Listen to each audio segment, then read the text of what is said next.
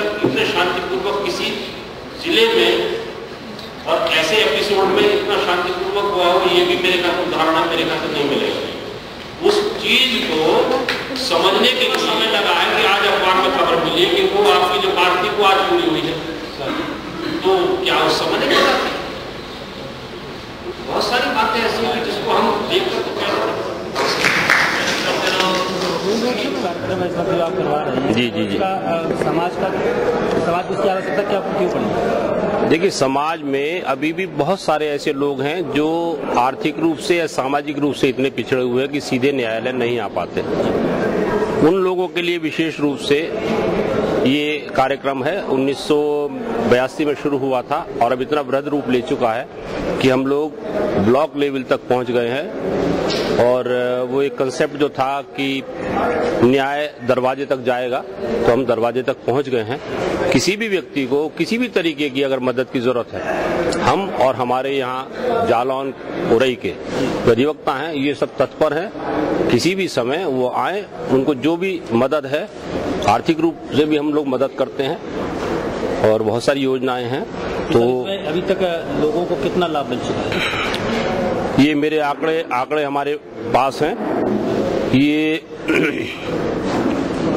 1 अप्रैल 2011 से 31 मार्च 2012 तक का जो वर्ष गुजरा है, उसमें 4,967 मुकदमे हम लोगों ने लोक अदालत के माध्यम से तय किए हैं। तो आप ये मान लीजिए कि ये लगभग 5,000 मुकदमे जो हैं, इनके साथ साथ इनके जो ऑफशूट क्रिएट होते, तो 5,000 पेंडिंग मुकदमे तय किए और लगभग 10 या 15,000 मुकदमे जो इसके सारे और नए पैदा हो जाते हैं।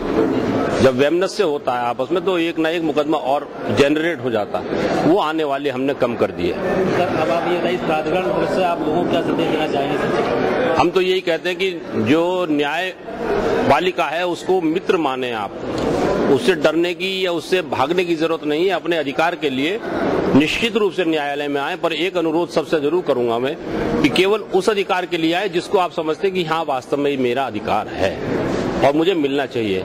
ये नहीं कि आप अधिकार बना लें या किसी दूसरे के साथ कोई कब्जा कर ले किसी की संपत्ति पर और फिर न्यायालय में आए कि साहब ये हमारे पक्ष में किसी तरह से हो जाए। वो नहीं, उसको वो उचित नहीं है।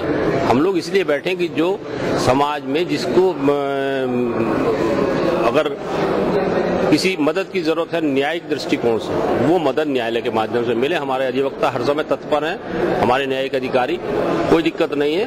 हमारे यहाँ मीडिएशन सेंटर डेली चलता है, अधिवक्ता साथी काम करते हैं, खूब मुकदमे हम लोग तय कर रहे हैं और सबको हम यही आह्वान करते हैं कि किसी को कोई दिक्कत हो तो वो निश्चित रूप से चले आए। मैं अपनी ओर से आश्वासन दे रहा हूँ। ग्रामीण स्तर पर जिन जगह आपने कैंप किया माइक्रो लीगल से, उसमें आपको क्या खामियां क्या फायदेमंद दोनों नजर आए हैं? क्योंकि फ़ायदा ये है कि बहुत सारी बातें ऐसी हैं जो ग्रामीण परिवेश के लोग आज भी नहीं जान सके हैं, विशेषकर कानूनी क्षेत्रों के बारे में। तो हम लोग उन्हीं गांव वालों की भाषा में, ग्रामीण क्षेत्रों की जो भाषा है उसी भाषा में हम लोग बताने का प्रयास करते हैं।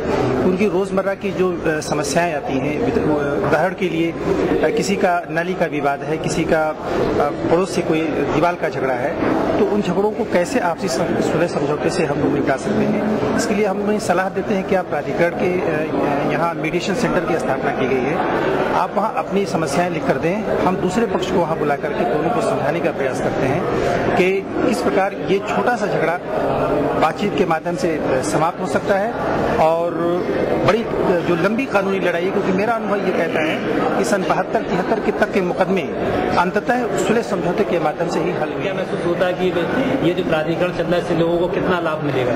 इस विधिक प्राधिकरण जो चल रहा है इससे लोगों को बहुत फायदा है। इससे जो है समय व धन दोनों की बर्बादी रुकती है। इससे जो है कानूनी जानकारी के यदि किसी को नहीं है तो वो बेवजह झगड़ता रहता है, और इससे जब कानूनी जानकारी हमारे विधिक प्राधिकरण के सचिव साहब या और अधिकारीगण देते हैं तो उससे जो है ये झगड़ा जो रुक जाना चाहिए, समय की बर्बादी वो रुक जाती है।